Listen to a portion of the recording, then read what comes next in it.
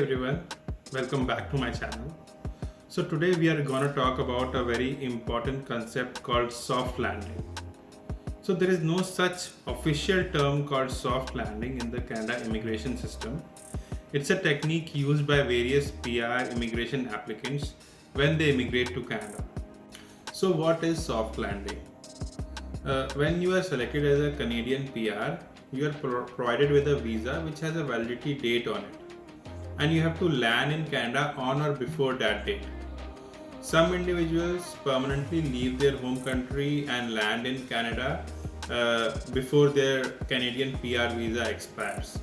On the other hand, some individuals land in Canada before their visa expires, complete important formalities such as applying for a Canadian PR card, applying for the SIM card, opening a bank account, and then go back to their home country and finally come back after a few days or years permanently into Canada. So this process is called a soft landing.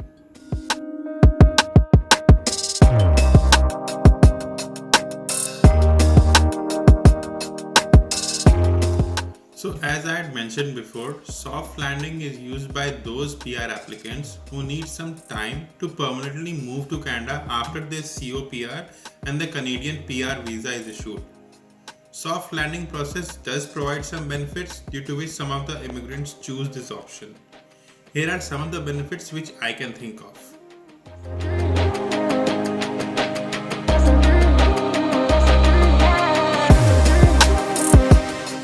The Canadian job market prefers candidates who are available locally.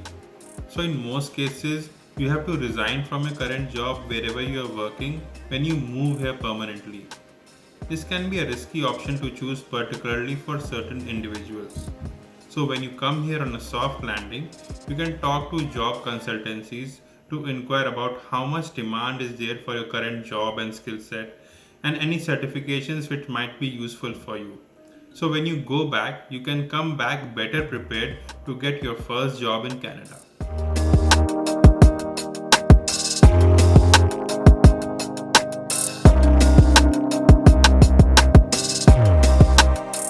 Having a good credit history is a very important thing to have when it comes to money and finances in Canada.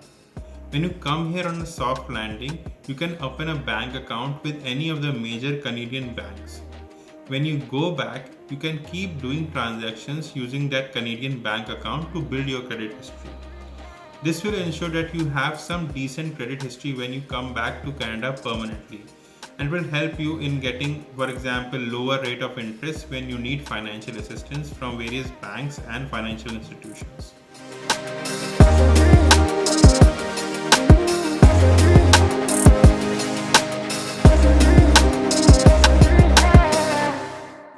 So what is soft landing all about?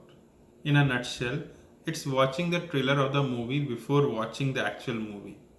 During soft landing, you get a feel of Canada, what it is all about. You can get an experience about the weather, the job opportunities, the accommodation options, the various prices, traffic, social life, etc.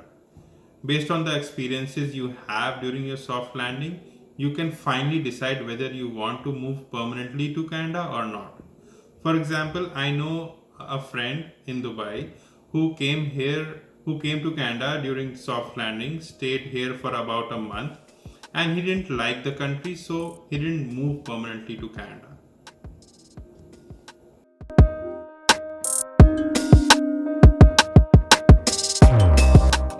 An important thing to remember is that while SIN number and opening a bank account is just a matter of couple of days, it's the PR cards which take time.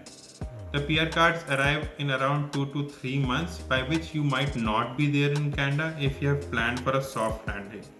In that case, it's very important to have a friend or a relative who is in Canada and whose Canadian address you can provide where your PR cards can come. Then you have to make arrangements to get your PR cards from your friend and relative before you permanently move to Canada. An important thing to remember while planning all this is that you should meet the Canadian PR residency requirements, which states that you should stay in Canada for at least 2 years out of 5 years from the date your PR card was issued. This flexibility in the Canadian PR residency requirements gives you a maximum of 3 years time to finally decide and move to Canada. Just to give you my example, I was living and working in Dubai. My PR card was approved and I finally decided to do my soft landing in 2017 with my family in Canada.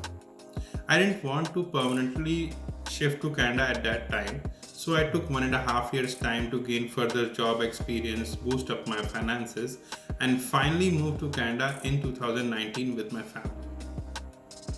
Thanks for watching my video. Please like, share and subscribe to view further more informative videos on Canada. Stay tuned.